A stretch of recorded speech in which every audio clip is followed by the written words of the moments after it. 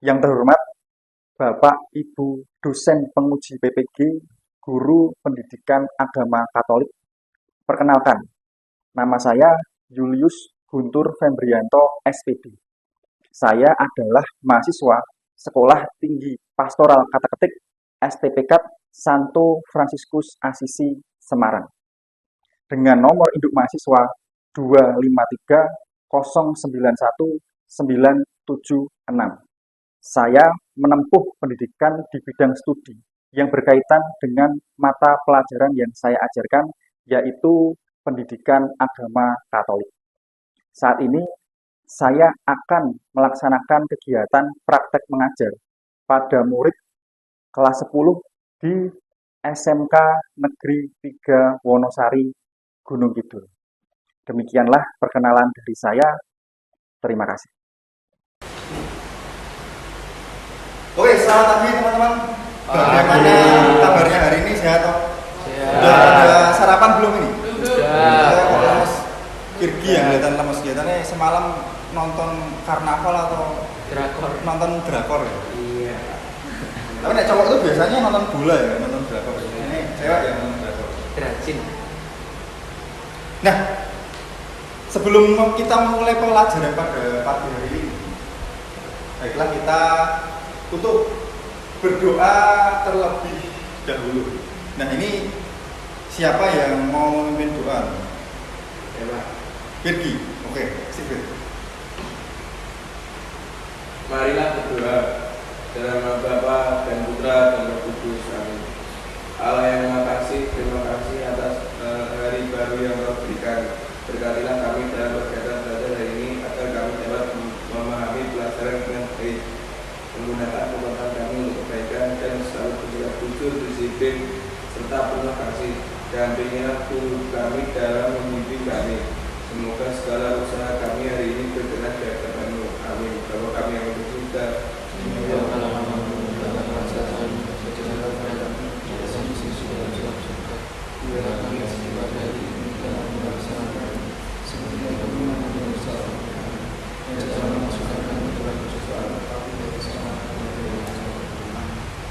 Bapa dan Putra dan Roh Kudus. Amin. Oke, sebelum kita mulai saya akan presensi terlebih dahulu.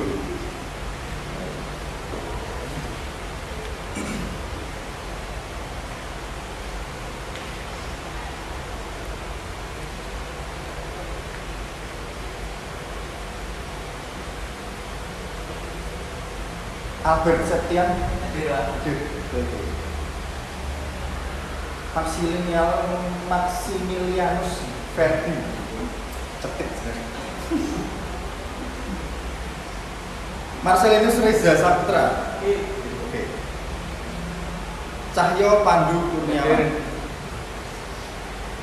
Dias Hadir. Virgi hadir. Terus Helen. Oke, terima kasih. Berarti ini semuanya hadir ya? Ya. Kelas mekatronika ini. Iya, bagus, nggak ada yang absen. Ya. Oke. Sekarang sebelum kita masuk ke pelajaran, kita akan nyanyi dulu teman, biar kita itu lebih fresh. Ya. Biar kita lebih gembira ya. Kita akan menyanyi lagu Jangan Lelah. Nanti kita akan nyanyi bareng-bareng sambil tepuk tangan. Siap. Sekarang kalian tak silakan tuh.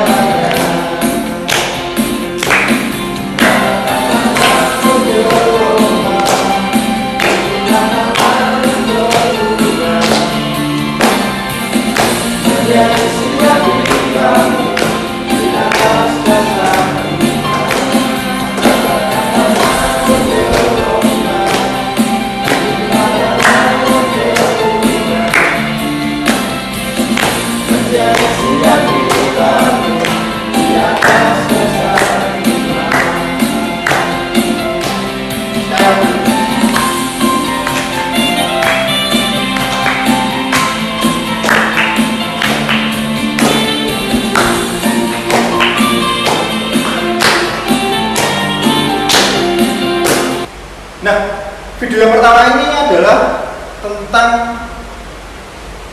pendapat wanita berkaitan dengan pendapatan ideal yang harus dimiliki oleh seorang cowok. Jadi si wanita ini itu pengen mempunyai cowok, tetapi ada syaratnya, yaitu pendapatannya itu harus 25 juta. yang satu lagi 25 juta dan 8 juta. Iya. Nah kira-kira teman-teman, ketika kalian itu melihat video ini, apa yang kalian pikirkan? Siapa yang mau jawab? Saya Pak. Oh ya, Sangat Saya- tidak masuk akal Pak itu. Lah UMR Jogja aja cuma 2 juta lebih sedikit. Kalau cewek mematok penghasilan laki-laki harus tinggi, bisa makan tekanan batin saya Pak, mending jomblo. oh iya ya. Jadi menurut si Cahaya tadi nggak masuk akal ya, tinggi banget. UMR Jogja aja cuma 2,5 juta ya. Ini para cowok-cowok, karena ceweknya satu, ini ceweknya miskin gitu. Tapi kenyataannya memang UMR di Jogja itu hanya 2,5 juta itu paling tinggi. Ya. Kalau si cewek itu pengen pendapatan, katakanlah tadi ada yang bilang 8 juta, itu sulit untuk dipenuhi. Bahkan UMR tertinggi di Indonesia pun hanya 5 juta sekian. Jadi kita pakainya itu patokan pendapatan rata-rata, meskipun kadang ada pendapatan yang lebih tinggi. Jadi kadang-kadang melihat seperti itu, ya Cahyo milih jomblo aja ya, bukan nanti susah. Ini adalah olahraga yang sehat. Nah teman-teman, saya mau tanya. Nah, apa sih yang kalian rasakan ketika kalian itu jogging, tetapi tanpa menggunakan outfit mahal seperti yang ada di video dan yang menjadi culture lari sekarang ini? Siapa yang ingin menjawab? Saya Pak, Oh iya, Helen. saya yang biasa jogging tapi dengan nafas pasang yang jelas mundur Pak. Tapi sebagai solusi biar tidak kelihatan kurang atau kurang banget, sebenarnya bisa beli sepatu kali Pak. Oh iya, Mas Helen. Jadi kadang-kadang sekarang itu merasa minder. Saya itu kalau di rumah daerah Gamping sana itu, sekarang itu di desa saya itu juga mewakili pelari dan pelari-pelari culture gitu. Yang tak lihat itu kelihatannya outfitnya itu lumayan mahal. Beda dengan saya dulu kalau lari ya, dulu lari paling sendal jepitan, ngantek di dinyak sama temanku. Lari sendal jepitan, baru yang gue sepatu ya. Sepatunya ya sepatu ala kadarnya, celana pendek sama kaosan. Tapi sekarang lari itu menjadi naik kelas dan kadang-kadang orang ikut lari itu dia nggak cuman mencari sesuatu yang sehat, tapi mencari yang namanya validasi agar bisa dilihat keren, agar bisa dilihat sukses. Tadi pakai sepatu aja harganya 3,5 juta. Belum jam tangan Garminnya itu sekitar 7,2 juta. Jadi tidak dianggap. Maka dia selalu mengikuti orang lain. Ada culture ini dia ikut, ada culture itu dia ikut. Oke, pertanyaannya, pernahkah kalian merasa cemas karena FOMO dan FOMO? Siapa yang ingin menjawab? Oke, Ferdi. Karena Pak, saya kadang merasa cemas atau gelisah dan minder pas melihat orang-orang bikin story pas ngopi dan juga di media sosial. Sama takut dinilai kurang baik karena nggak ikut skena kekinian. Perasaan itu membuat saya ingin selalu mengikuti tren meskipun memiliki keterbatasan dalam biaya Pak. Kalau jualan fotokopi yang kekinian kan mahal Pak. Oh iya, benar ya. Jadi selalu cemas ya melihat story-story Instagram. Misalnya si Dias ya. Dias ki gayane posting ngopi nang sender. Posting kopi, ngene terus foto kaya aku. Ngene terus foto ya. Project based learning. Jadi kita kan melaksanakan pembelajaran dengan metode project based learning.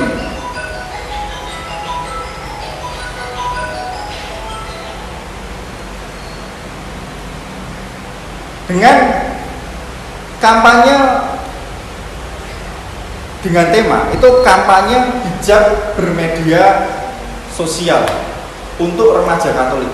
Nah, diharapkan melalui proyek ini teman-teman yang nanti akan kita buat itu kalian diajak untuk memahami pentingnya sikap kritis dan bertanggung jawab berlandaskan nilai Kristiani di dalam menggunakan media sosial di era digital. Nah, banyak dari kita itu terjebak pada arus informasi dan pengaruh negatif dunia maya. Karena itu proyek ini bertujuan untuk menumbuhkan kesadaran bahwa media sosial itu bukan hanya tempat untuk bersenang-senang, tetapi juga merupakan sarana untuk mewartakan kebaikan dan juga nilai-nilai iman. Nah, kalian nanti akan diajak untuk bekerja secara kolaboratif di dalam kelompok untuk merancang kampanye kreatif. Itu bisa berupa puisi ya, lalu bisa berupa poster digital, video atau konten media sosial yang mengajak remaja Katolik untuk bijak bermedia sosial. Nah, proyek ini itu tujuannya adalah untuk menjadi sarana konkret bagi kalian untuk mengaitkan antara ajaran Katolik dengan kenyataan hidup sehari-hari di dunia digital. Dengan demikian harapannya loh teman-teman, kalian itu tidak hanya berpikir kritis saja terhadap apa yang terjadi di media massa, tapi kalian juga nanti bisa mewartakan kasih Kristus melalui tindakan nyata di ruang digital. Nah, sekarang kita masuk kepada kegiatan inti. Kalian akan saya bagi kelompok. Ini jumlahnya 7 orang. Itu 7 tuh, 1, 2, 3, 4, 5, 6, 7. Ini akan saya bagi 2 kelompok. Nah, biar gampang, ini kelompoknya gini aja.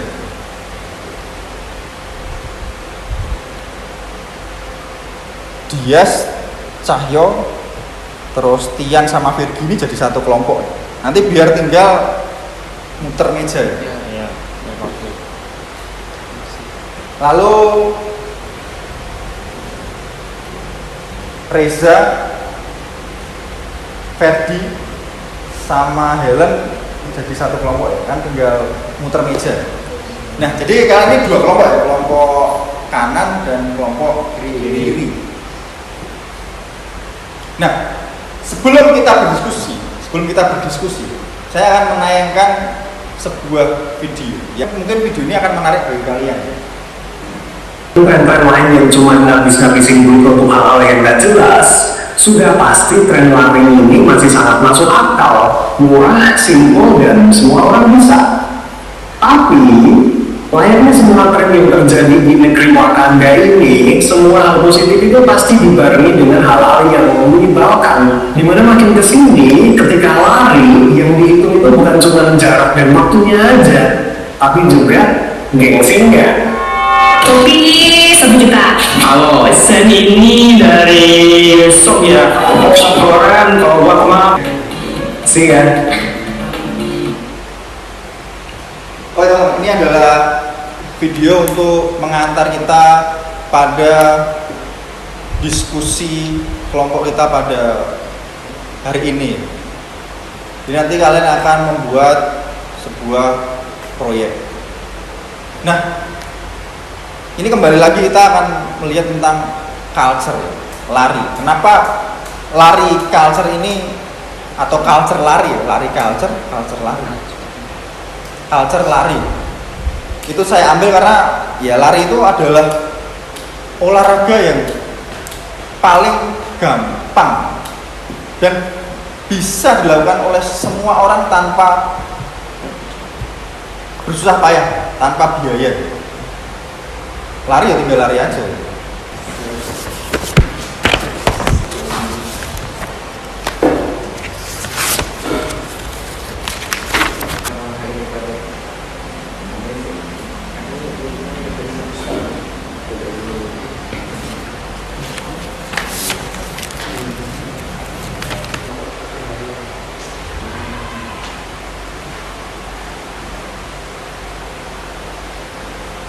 Jelaskan atau diskusikan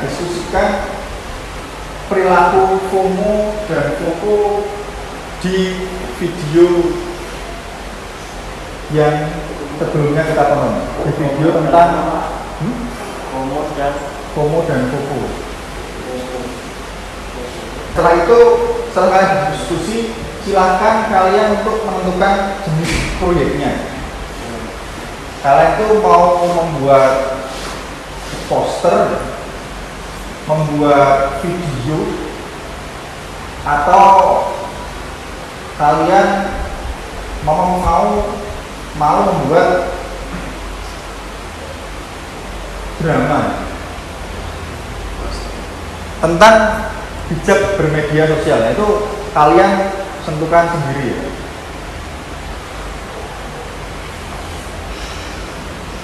Nah, ini waktunya 20 menit ya. Silakan kalian berdiskusi dengan waktu 20 menit untuk mempresentasikan karya kalian di depan sini. Ya, siap. Nanti kalau misalnya kalian pengen buat video, kalian bisa menggunakan HP. Kalau kalian pengen membuat poster, kalian bisa menggunakan apa ya, Canva misalnya.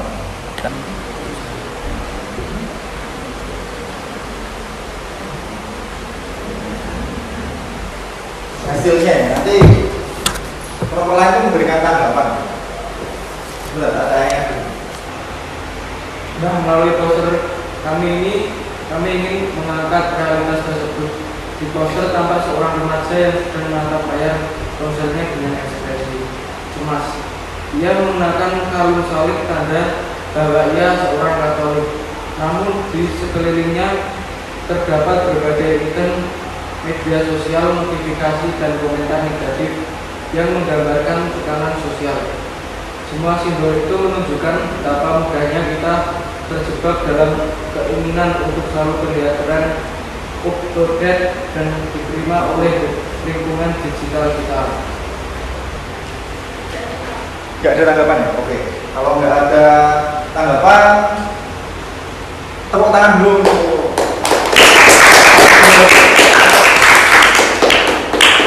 Ya, terima kasih. Kembali ke kalian. Terima kasih, Pak. Oke. Oke, selanjutnya kelompok 1 ya. Kebalik tadi. Balik. Informasi sensitif dan selalu periksa kebenaran sumber sebelum membagikan sesuatu. Dan kemudian, media sosial dapat menjadi sarana yang bermanfaat untuk belajar, berkolaborasi, dan menginspirasi. Kelompok 1 apakah ada tanggapan dari kelompok 2?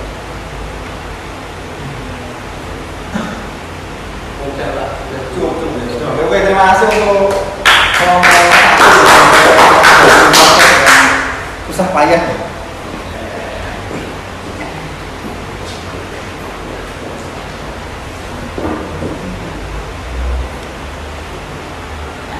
Nah, ini menarik ya, tentang kalian semua sudah membuat poster tentang jadilah diri sendiri ya. Lalu tinggalkanlah FOMO dan FOMO yang negatif tentunya.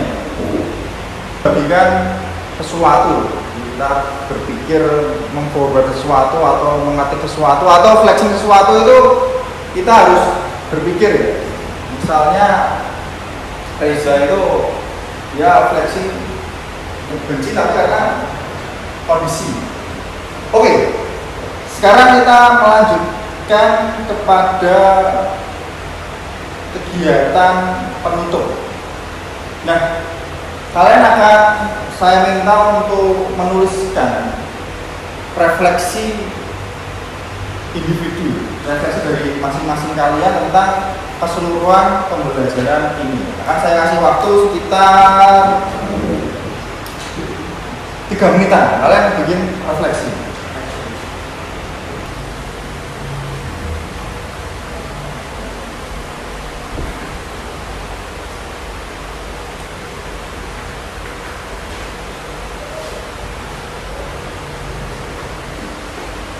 Coba bacakan refleksimu untuk Setelah- pada hari ini. Setelah saya mempelajari materi tentang bersikap kritis terhadap media massa, saya menyadari bahwa media sosial sering mempengaruhi perasaan dan perilaku saya.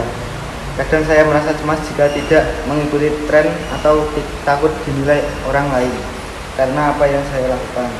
Sebagai seorang Katolik, saya belajar untuk menahan diri tidak terbawa perasaan takut atau iri, dan saya selalu menilai informasi serta pengaruh media berdasarkan nilai iman, kasih, dan kebenaran. Materi ini mengajarkan saya untuk lebih bijaksana dalam menggunakan media sosial, memilih informasi yang positif, dan tidak membiarkan FOMO atau FOPO mempengaruhi hidup saya. Saya ingin fokus pada apa yang benar-benar penting, menguatkan iman dan menjaga hubungan yang baik dengan Tuhan dan orang lain tanpa terjebak pada tekanan atau perbandingan yang ditimbulkan oleh media. Oke, terima kasih. Tepuk tangan buat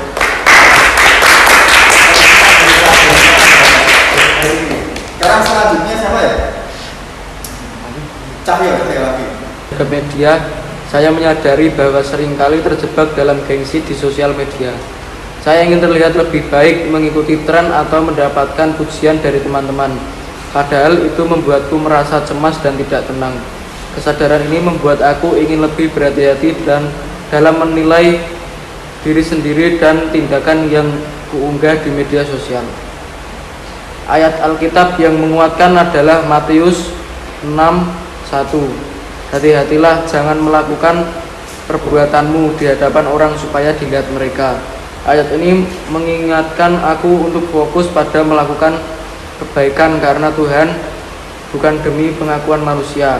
Aku ingin belajar menahan diri dari gengsi, lebih jujur dan hidup rendah hati, agar media sosial menjadi tempat yang positif bagi diriku dan orang lain. Oke, terima kasih. Tepuk tangan untuk Cahyo. Apa yang kita pelajari pada hari ini? Nah, teman-teman yang terkasih di dalam Kristus, jadi saya akan memberikan kesimpulan tentang apa yang kita proseskan pada hari ini.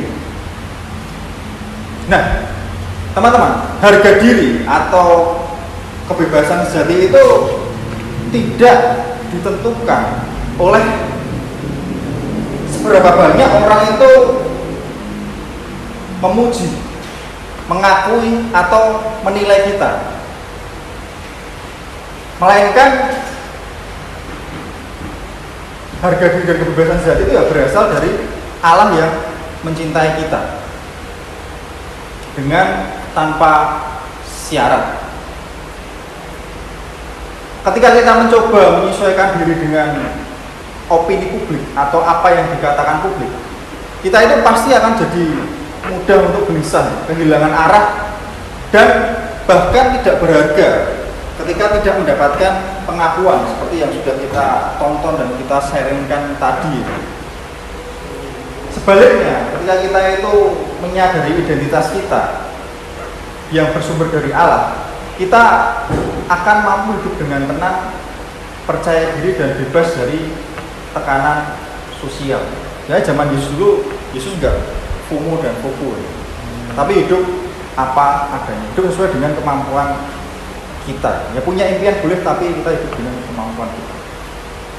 Nah, ayat Alkitab yang ingin